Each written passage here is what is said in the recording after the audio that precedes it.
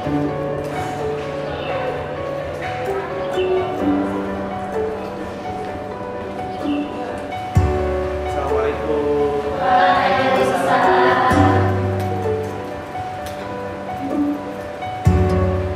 Baik, bagaimana kabarnya hari ini mahasiswa semuanya? Alhamdulillah. Bersyukur hari ini kita semua kembali dapat bertemu. Dan tentu kita sudah memasuki pertemuan ke-7 hari ini. Kita hari ini akan belajar tentang pembelajaran konstruktivis. Namun sebelumnya saya persilakan dulu kepada mahasiswa untuk memimpin berdoa. Silakan Osmo untuk memimpin jalannya doa pada pertemuan ini. Alhamdulillah teman-teman, sebelum mulai pelajaran pada hari ini berdoa dimulai. Semua yang sudah memimpin doa, baik. Tadi di awal kembali saya ingatkan bahwa mahasiswa semuanya harus mengabsen melalui layanan aplikasi absen kita, yaitu Sapu Mahasiswa yang sudah disiapkan di UINSI Samarinda, seperti itu. Dan siapa hari ini tidak masuk semua? Alhamdulillah masuk semua. Alhamdulillah sudah masuk semuanya hari ini ya. Dan semoga saja kita semua selalu dalam keadaan sehat walafiat tentunya, dan Allah mudahkan selalu aktivitas kita dalam berkuliah seperti ini.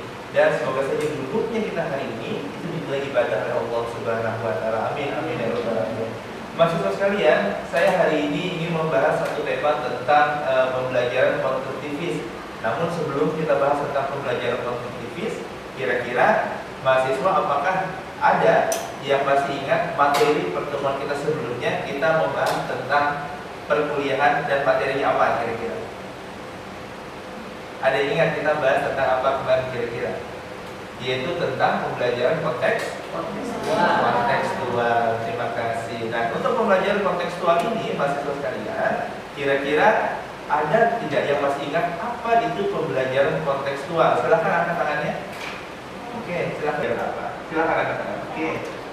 Jadi pembelajaran kontekstual itu yang mengaitkan teori dengan kehidupan nyata, Pak. Baik, tepuk tangan buat Jadi mengaitkan teori dengan kehidupan nyata itu adalah pembelajaran kontekstual. Nah, selanjutnya dalam pembelajaran tadi tentang teori, tentang kontekstual tadi, kira-kira siapa yang dapat memberikan contoh tentang apa itu contoh pembelajaran kontekstual? Ya, Pak. Ya, silakan Mbak. Jadi contoh pembelajaran kontekstual itu ada 3. Yang pertama sedekah, kedua beramal kepada sesama, dan yang ketiga mengajarkan hidup saling bertoleransi. Baik, luar biasa. Beri aplaus lagi dong buat teman-teman. Luar biasa mahasiswa dan mahasiswi di lokalnya semuanya luar biasa, pintar-pintar semuanya. Alhamdulillah. Berarti materi yang kemarin itu sudah Anda pahami ya? Baik. Nah, mahasiswa sekalian, siapa di kelas ini yang ingin menjadi guru profesional? Angkat tangan. Wah, luar biasa, alhamdulillah. Jadi kalian ya, nanti akan menjadi, saya doakan akan menjadi guru yang profesional. Kenapa? Kalian adalah kelanjutan bagaimana perjuangan Rasulullah Muhammad SAW dalam mengajarkan nilai-nilai keislaman. Anda bisa bayangkan, seandainya hari ini Anda mengajar anak kelas 1 SD yang tadinya dia tidak pernah mengenal huruf hijaiyah, dia tidak bisa membaca Al-Quran, dia tidak bisa dan atau belum menghafal surah Fatihah.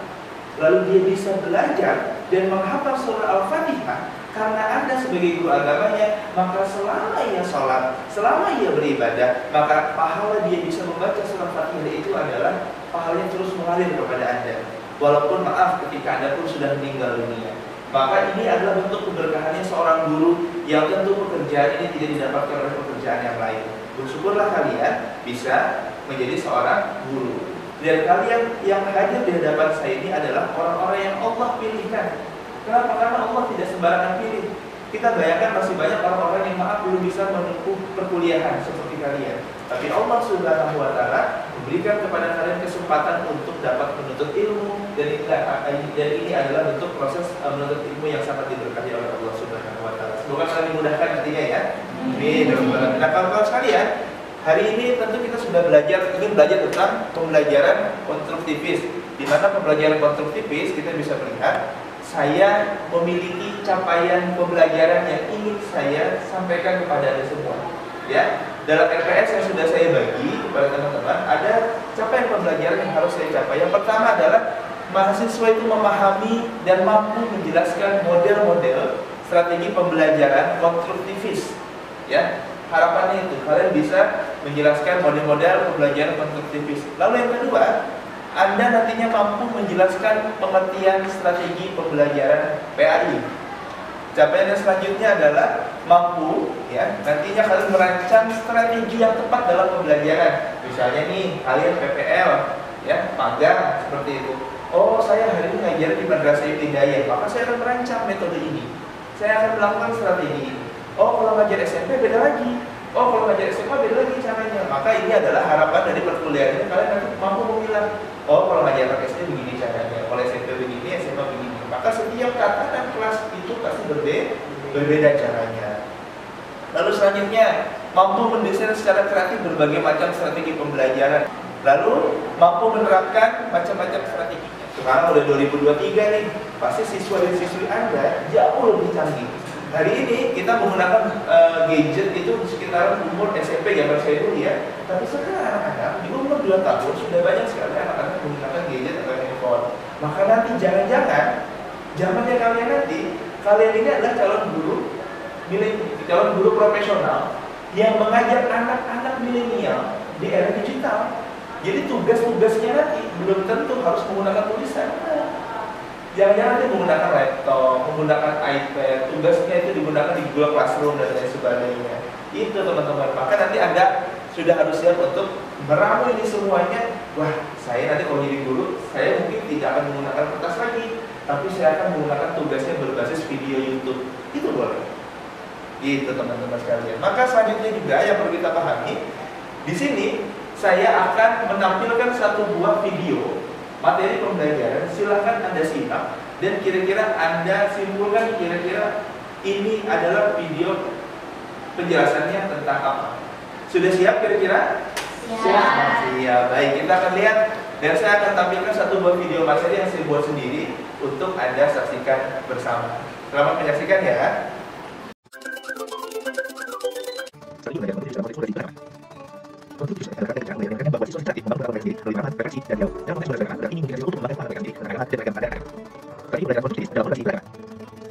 Pembelajaran berbasis kasus. Pembelajaran ini disebutkan kasus yang diberikan isu potensial. Pembelajaran bagaimana kita melakukan kasus, merusak mereka, dan kasus yang berat. Ini mungkin siswa untuk mengajar dari situasi ini. Mereka pembelajaran kolektif melalui sisi siswa dapat interaksi dengan mereka yang menjadi dalam agama yang berbeda. Ini memfasilitasi yang akan yang baik. Mungkin mereka untuk belajar satu sama lain dan menggunakan strategi. Gimana tadi videonya? Bagus kan? Bagus. Bisa dipahami materi pembelajarannya? Bisa. Alhamdulillah. Nah, mahasiswa sekalian, tadi Anda sudah menyaksikan bagaimana proses video materi tadi. Membahas materi tentang pembelajaran konstruktivis. Yakin dong, yaitu pembelajaran konstruktivis. Hasil dari menyaksikan video tadi, apa sih yang dimaksud dengan konstruktivis? Menurut teman-teman, siapa yang bisa jawab kira-kira? Siapa? Angkat tangan deh, siapa yang bisa jawab? Ada, mbaknya deh, ini senyum-senyum nih, silahkan mbak. Konstruktivis itu dia membangun tentang pikiran dari diri sendiri. Membangun dari pikiran diri dia sendiri. Misalnya nih, kalau dikaitkan dengan moderasi, apa contohnya? Toleransi. Toleransi. Selain toleransi, Saya Pak. Jadi contoh dari toleransi itu untuk di zaman sekarang, di mana salah satu ajaran itu menganggap ajarannya itu paling benar dibanding dengan ajaran yang lainnya. baik. Contoh faktualnya mas hari ini bisa dicontohkan nggak itu apa? Salah satu contohnya itu seperti rumah syariah. Oke. Hanya menganggap bahwa dia adalah ajaran yang paling benar mas ya, seperti itu. Nah ini akhirnya dia fanatik dengan salah satu ajarannya saja. Baik, terima kasih mas, luar biasa. Tepuk tangan buat teman-teman kalian. Maka hari ini saya ingin menyajikan sebenarnya apa sih menurut para ahli ya tentang strategi pembelajaran konstruktivisme ini ya. Kita bisa ambil contoh misalnya menurut Kukla ya, dia adalah salah satu orang yang berpendapat tentang strategi konstruktivis ini, yaitu adalah setiap individu membentuk realitas ya, realitas dalam pasangan masing-masing, maka dan itu realitas terjadi merupakan hasil interpretasi dari masing-masing individu. Jadi Anda tuh membayangkan sesuatu yang real. Jadi melemparkan sesuatu kepada mahasiswa tentang hal-hal yang real. Contoh kalau kita kaitkan dengan IPA atau IPS ya, kenapa bisa banjir? Jawabannya apa kira-kira? karena membuang sampah sembarangan. Itu kan kakaknya tuh. Bisa banjir karena apa lagi kira-kira? Karena tadi kakaknya nggak puasa Tuhan. Apa lagi? Kenapa bisa banjir?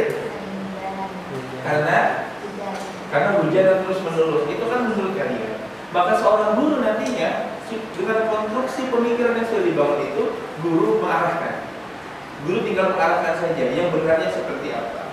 Lalu dalam pendapat lain, kawan-kawan kita bisa melihat ya, menurut Bruning, ya, konstruktivisme merupakan pandangan secara psikologis dan filosofis yang menyatakan bahwa setiap individu itu membentuk sebagian besar apa yang telah dipelajari. Kan kalian punya proses perjalanan hidup kan beda-beda nih, ya kan? Perjalanan hidupnya beda-beda, maka dari perjalanan hidup beda-beda itulah akan terbangun satu konstruksi pemikiran yang kalian tuangkan di sini. Maka dari situ kita belajar menghargai peserta didik kita, karena tidak ada satu pendapat pun yang salah. Maka seorang guru tidak boleh menjudgment siswanya itu salah. Maka itulah proses pembelajaran konstruktif. Nah, teman-teman semua sudah pegang handphone? Nah, sudah pegang handphone semua. Nah, saya itu memiliki satu buah riset tulisan yang sudah saya publish di jurnal ya berstandar nasional di Cita 3. Silakan Anda buka tulisan saya ya. Yaitu judulnya adalah di Google Scholar. Nanti kita bisa lihat Google Scholar, yaitu tentang yang pertama adalah pengembangan kreativitas guru dalam proses pembelajaran. Itu kalian lihat, itu tulisan saya sudah publish di Cita 3 nasional seperti itu. Itu adalah yang saya teliti di tahun 2020, masih relevan untuk kita lihat. Lalu ada lagi penelitian saya teman-teman semua itu tentang material for learning tools and methods hybrid learning in the era of the Industrial Revolution 4.0 at WITSI Samarinda. Itu juga sudah publish. Saya meneliti teman-teman bagaimana sebenarnya hybrid learning, ya, pembelajaran yang sifatnya itu adalah pembelajaran hybrid learning itu bisa diterapkan di era digital hari ini. Maka ini adalah bentuk referensi yang bisa kalian baca dan bisa kalian kaitkan dalam materi ini tentang pengembangan kreativitas yang telah saya lakukan. Sudah dilihat ya? Sudah, baik. Silahkan dibaca dan dipelajari. Nah, mahasiswa sekalian, kalau kita bicara tentang kaitannya dengan kehidupan yang kontekstual beragama tadi, nah, kalau kita melihat dari konstruktivisme moderasi beragama dari sisi toleransi saja, ya, apa contoh fenomenal yang terjadi di masyarakat hari ini? Gimana Mas kira-kira? Contohnya rumah syariah. Oke, rumah syariah yang isinya itu Islam semuanya, tidak terbuka pemikirannya untuk pemeluk agama yang lain gitu ya. Sedangkan di Indonesia itu memiliki berapa agama? Berapa agama? 6 atau 5? Ya kita lihat Islam, Kristen, Hindu, Buddha, Konghucu, ada 5 ya. Kalau pecahannya sih ada yang lain lagi, tapi kita pahami itu menjadi 5 gitu ya. Nah, maka kawan-kawan sekalian, mahasiswa dan mahasiswi UINSI yang berbahagia yang dirahmati Allah Subhanahu wa Ta'ala, saat ini coba renungkan, Anda tulis di catatan Anda ya, kira-kira seberapa penting kita harus bermoderasi beragama dalam pemikiran kalian. Silakan itu dituangkan secara individu ya. Silakan dituangkan secara individu. Nanti kita mungkin kira-kira bagaimana sih sebenarnya pembelajaran konstruktivis ini yang harus mengaitkan moderasi beragama. Oke teman-teman semua, tadi saya sudah menyampaikan materi, sudah video pembelajaran juga sudah saya berikan. Kita speaking dulu ya. Silakan berdiri dulu. Siapa kira-kira di sini yang punya speaking heboh dan seru? Ayo, oke Mbak, silakan tepuk tangan dulu. Silakan di sini, namanya siapa? Cindy. Ayo kita ikutin Cindy ya, gimana gerakan speakingnya di sini? Tepuk semangat.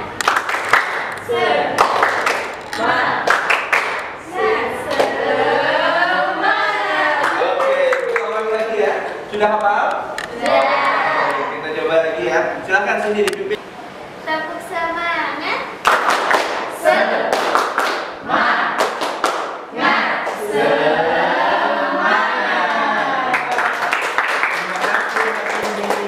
Luar biasa speakingnya. Nah, saat ini Anda sudah terbagi menjadi dua kelompok.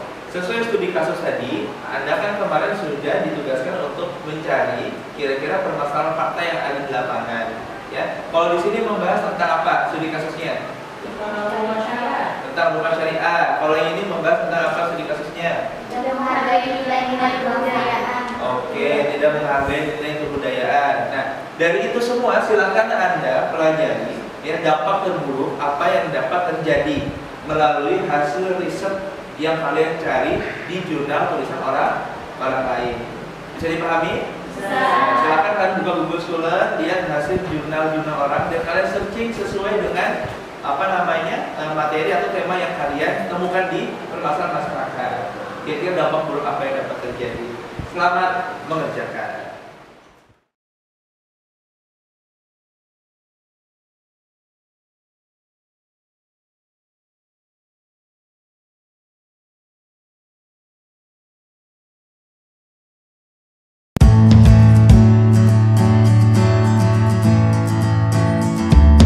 Kelompok ini, oke. Ada koordinat?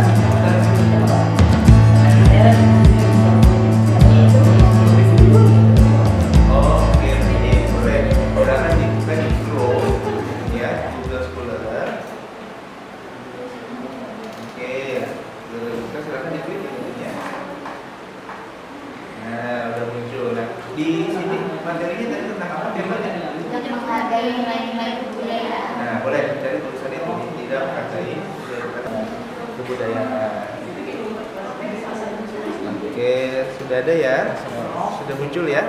Oke, silahkan lanjutkan kembali diskusinya dan kira-kira apa hasil temuan dari tulisan tersebut. Oke. Baik, mahasiswa semuanya, waktunya sudah habis, ya. Saatnya Anda mempresentasikan hasil studi kasus kemarin dan kita kolaborasikan dengan pembelajaran kolaboratif hari ini mengaitkan dengan hasil penelitian yang terbaru. Oke, siapa nih yang duluan mau presentasi? Oke, silakan kelompok A dulu. Silakan disampaikan, boleh berdiri? Jadi hasil diskusi dari kelompok kami yang merupakan dampak buruk rumah syariah, yang pertama adalah wawasan tidak terbuka, yang kemudian terbatasnya relasi, ketiga munculnya stereotip menganggap dirinya lebih baik yang merupakan ajaran mereka, dan yang kemudian egois yang dimana mereka tidak ingin bersama dengan ajaran lainnya, hanya ajaran-ajaran mereka saja. Baik, itu saja dari kami. Terima kasih. Baik, terima kasih, tepuk tangan untuk kelompok A. Boleh silakan kembali. Kelompok B, siapa yang akan menyampaikan? Ya, silakan. Iya. Jadi hasil dari diskusi kami yaitu dari kelompok B itu yang berkaitan tentang tidak menghargai nilai-nilai kebudayaan, yaitu yang pertama ada tidak mempunyai wawasan nilai kebudayaan yang baik, kemudian ada tidak dapat menghargai sejarah kebangsaan, dan yang terakhir itu ada akan hilangnya khas kebudayaan Indonesia. Baik, tepuk tangan untuk kelompok B.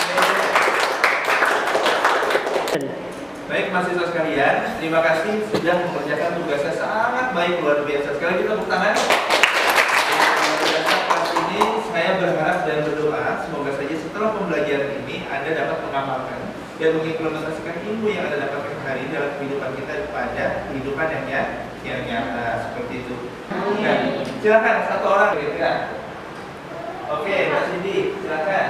Alhamdulillah pembelajaran hari ini mudah dipahami dengan adanya studi kasus, diskusi kelompok, dan penayangan video tadi, Pak. Baik. Senang nggak pembelajaran hari ini? Senang sekali, Pak. Alhamdulillah. Tepuk tangan sekali lagi. Baik, mahasiswa dan mahasiswi UINSI yang dirahmati Allah Subhanahu wa taala. Alhamdulillah tadi kita sudah belajar banyak hari ini ya. Terima kasih atas semangatnya, terima kasih atas kontribusinya hari ini. Nah, sebagai tindak lanjut pada pertemuan kita selanjutnya, saya akan berikan tugas masing-masing individu pada teman-teman semuanya. Silakan tuliskan refleksi kalian dan renungan kalian sendiri terhadap materi hari ini. Silakan dituliskan di kertas lebar, ketika sudah difoto, lalu dikumpulkan di Google Classroom. Nanti silakan Anda kumpulkan dan akan saya berikan penilaian nantinya. Ya, datang lebihnya dari Allah, ketika datang kekurangan itu tentu datang dari saya pribadi. Terima kasih, sehat selalu. Assalamualaikum warahmatullahi wabarakatuh. Waalaikumsalam.